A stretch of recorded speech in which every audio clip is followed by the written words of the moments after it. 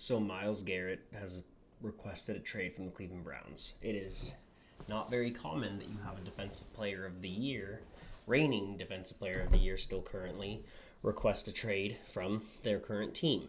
So obviously every fan base, including the Chargers, is grasping at straws, jumping up and down at the chance of getting Myles Garrett. And I'm too busy just being mad at the Cleveland Browns. And here's why. They have been so irresponsible as a franchise, predominantly because of the Deshaun Watson deal and then other cap management situations, that they have found themselves in a very precarious situation, and therefore this trade has kind of its own weird stipulations. And the reason I say that is because the team that's really handicapped towards acquiring Myles Garrett has to be a very specific situation, and this is why. So first of all, he wants to go to a contender. He made that very clear. He wants to win a Super Bowl. He's 30 years old. He's absolutely in his prime. And he wants to go win a championship. Rightfully so. I understand that. I'm not going to knock you for that.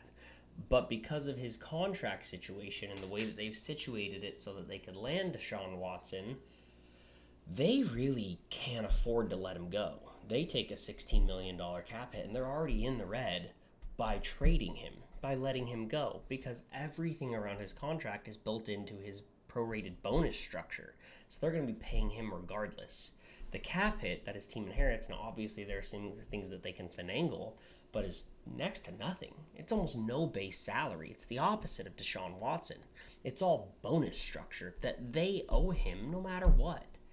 So, unfortunately, this is one of those situations where you trade for a star player, and you don't have to have the cap flexibility at all to accommodate this. It's not like we're nitpicking which teams can really go get him, like the Commanders would be in a perfect situation.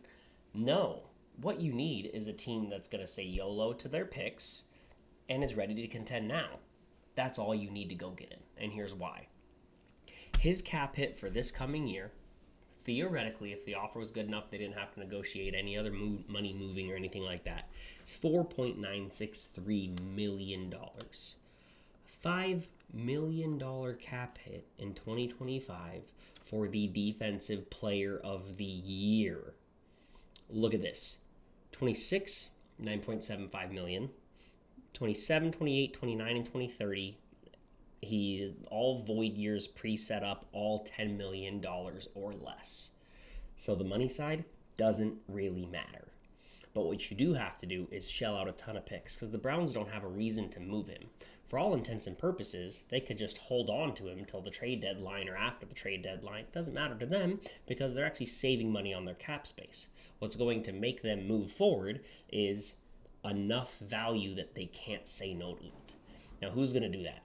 Not a young rebuilding team, not a young team that has holes to fill, not even a team like the Chargers that's kind of in between, ready to contend now, has plenty of cap space, has their picks, but they still have a couple roster holes that they need to fill. No. Well, who's going to say yes?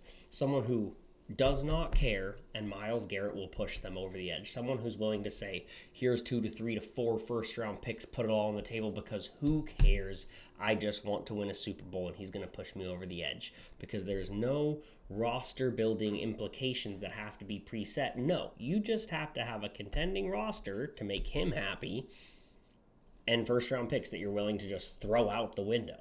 So the Chiefs, the Eagles, the Lions, the Ravens, any of those guys that really just want to push all their chips on the table can absolutely make this move without even batting an eye. All they have to do is make the price good enough. It's terrible for parity in the league. It's horrible for parity because you put yourself in a situation, Cleveland Browns, that are just go out here and get him. He's free. He's free. All you got to do is give up all your picks, but cost, like you didn't have to plan ahead or be a well-run organization or anything like that. You can just put all your chips on the table, and here's the Defensive Player of the Year for almost nothing on your cap. There's no restructures, cuts, really anything that anybody would have to do. But who's not going to go get him? A team that realistically should have been smart and plan ahead and kind of be prepared for some type of situation like this. Nope. Does not matter. It is perfectly built for, sadly, a team like the Chiefs to just say, here's 3 firsts. Can I have him? Horrible. Absolutely horrible. Here's a different thought process, though. If I'm the Cleveland Browns, what do? I use this as the only opportunity I'll ever have to get up from underneath Deshaun Watson's contract. This is your best chance to reset your franchise.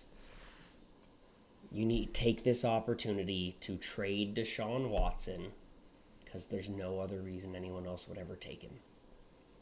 And you get way less of a return, but you package Myles Garrett in that as a way to get out from underneath him. Now, obviously, his contract's huge, but because Myles Garrett's isn't, there's actually a little bit of wiggle room that you could play because let's say together they're $50 million. Granted, Deshaun Watson being 46 of that is ridiculous, but $50 million for the two of them really ain't that bad. Now, Deshaun Watson is likely a backup in the NFL moving forward. Could have some starter flexibility. So let's look at players at the top of the cap space that have $50 million plus effective cap space. Now that leaves 7 teams. Patriots, Raiders, Commanders, Cardinals, Chargers, Bears, and Vikings. Now out of those teams, there are 2 that make sense to me. Patriots don't make sense. Deshaun Watson doesn't fit their timeline. Myles Garrett doesn't fit their timeline. Deshaun Watson doesn't matter. Sorry. Myles Garrett doesn't fit their timeline. Same thing with the Bears. He's not going to make them hyper contenders immediately overnight. It's not worthwhile bringing on Deshaun's contract. Chargers, there's just no way I could see it. Or that we have too many holes to fill, and it doesn't make any sense. Cardinals, I think they're going to go all in with their cap space because they see their division weakening, but I don't think that they're Myles Garrett away. I don't think they know that they have more holes to fill. Plus, you can't pay 2 quarterbacks that much. Commanders, I think that they're smart enough to see how far they got this year. They'd rather go spend all their money on a bunch of pieces than just Myles Garrett and having Deshaun Watson as a backup. So those are the 5 teams that just kind of take off the table. Now that leaves 2 teams remaining, the Vikings and the Raiders. Now both of these are interesting to me. The Vikings have J.J. McCarthy. Sam Darnold's going to go. Sign and trade straight up. Let him walk. Who knows? Deshaun Watson being there during that finishing of the recovery process, see how J.J. McCarthy plays out. I could see it happening. They were close. Adding the Defensive Player of the Year makes sense. Granted, they have some other players that they want to re-sign, but that roster's pretty well filled out. The one that makes a ton of sense to me, and this is ridiculous to say, is the Raiders. They don't have a quarterback. They don't have a plan at quarterback. They clearly are going to try and do something. Pete Carroll has done in the past, like what he did with Geno Smith, doesn't really care about having a high-value quarterback. I think they'd rather draft someone and develop him and hope that he's good, but either way, you're going to have a quarterback on a rookie contract. And they want a scary defensive line. They want a scary pass rush. Max Crosby and Myles Garrett together is the definition of a scary pass rush. If I'm the Browns, I'm calling the Raiders, trying to package those 2 together for something cheap. Anything to get me out from under Deshaun Watson contract. Eat $156 million of dead cap this year. Obviously, still have to play some cap gymnastics, but it saves yourself. The difference between cutting and trading Deshaun Watson is $90 million of dead cap. This might be the only opportunity you have to get out from underneath it. My thoughts. If you liked this video, please give me a follow on Twitter or X at Erdman Chargers, shown on the graphic here, or subscribe to my YouTube channel at Nature's Calls Pod.